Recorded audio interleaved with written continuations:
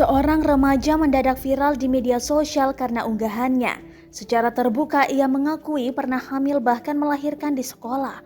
Bahkan ia tak sadar jika sedang hamil. Kisah tersebut diunggah melalui akun TikToknya @alexis.queen18. Dalam keterangannya yang dituliskan di video saat ia hamil masih berusia 15 tahun. Kini anaknya yang diberi nama Harry berusia 4 tahun. Ia juga menceritakan perasaannya saat akan melahirkan, seperti merasakan mulas hingga sakit punggung. Ia sempat melakukan tes pack namun hasilnya negatif. Hingga akhirnya ia coba meredakan rasa sakitnya tersebut dengan meminum obat. Namun pada hari pertama sekolah ia pun melahirkan tepatnya pada 6 September 2017.